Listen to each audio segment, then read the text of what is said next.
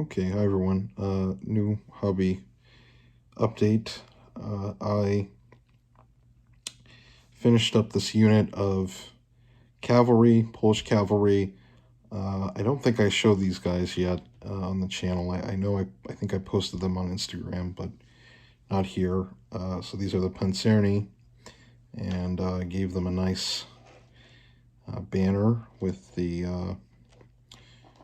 Virgin Mary and our Lord, and I think it makes the unit really come together.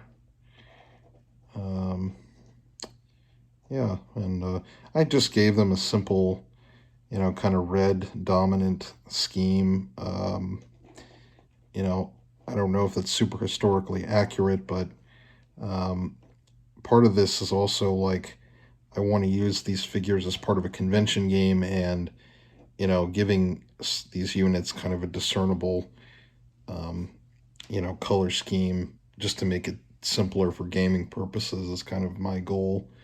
Um, and I mean, overall, they're mostly wearing chainmail coats anyway, so the colors are not really exposed that much. But I think they turned out pretty well. Um, Although it did occur to me that my basing was maybe off a bit. I mean, I did sand, but it probably should be like yellow grass for the steppe. But I'm not gonna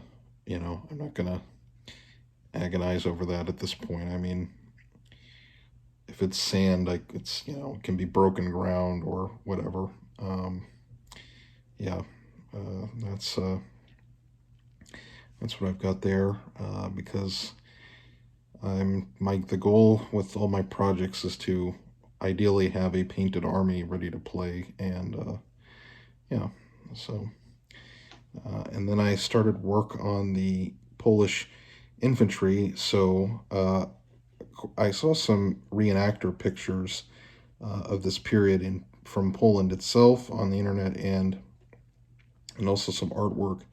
And they had like blue, this kind of shade of blue or like a gray blue with red accents, and I think it looks really good.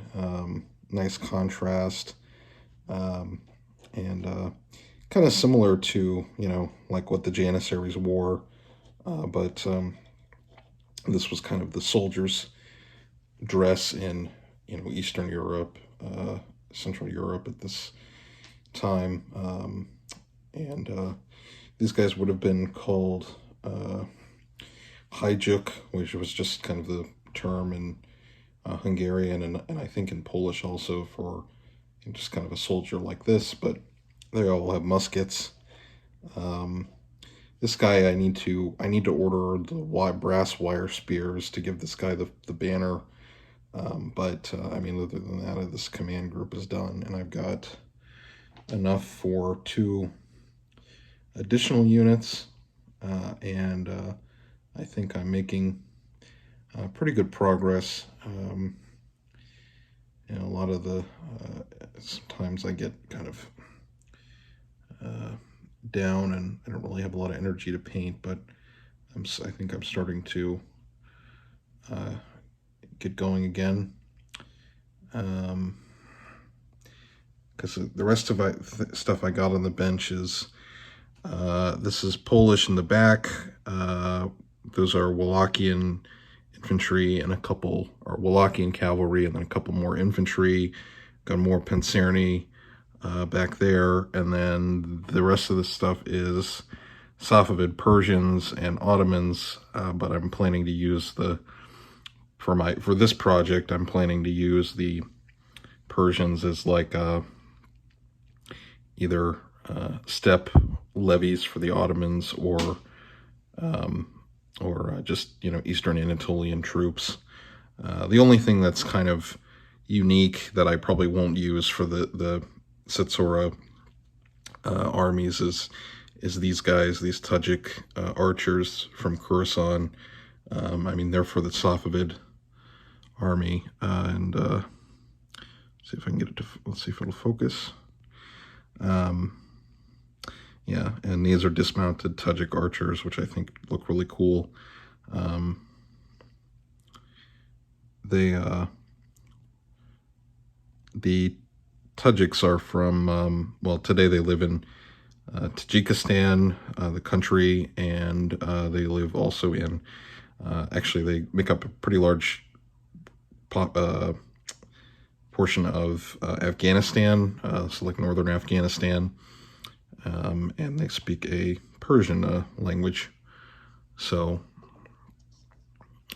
interesting culture and figures. So I think I might in the future get more of these guys from Kherson, and I've got another group of Janissaries, so that would give me two Janissary units in total.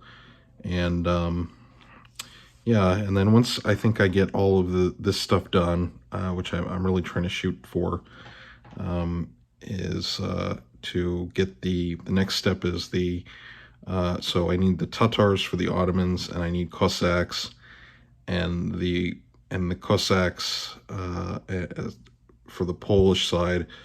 I need to get the war wagons eventually. So, but I'll get to that later, and I might even be able to stop at I have a trip this winter to Poland again, so I think I might be able to pick up some figures from the actual Wargamer shop when I'm there. Yeah, and another nice thing about 15mm figures is storing them is much easier than my 28mm collection, because I just got these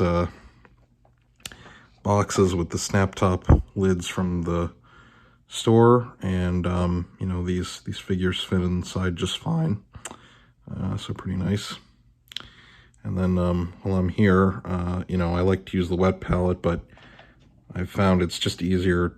I just got this cheap sandwich box from the store, and put a paper towel and some parchment paper in, and or baking paper, however you want to call it, and good to go. I don't need to pay for you know, one from a craft store, so it'll save you a few dollars. Yeah. The last thing, this video is kind of running a little long, but last thing, you know, these tents, I can't decide if I want to put a base on them, because I wanted to try and maybe turn them into little mini dioramas for like a command or something, or get some like camp follower type figures. But you know, with a base, this 40 by 40 mil base doesn't really give you a lot of room, so maybe I can find a slightly larger base on Litco or something, or just paint up the tents and then, you know, put the camp follower figures on their own base. But yeah, I think I'll try and look at some of those Ottoman paintings and try and make these into Ottoman tents.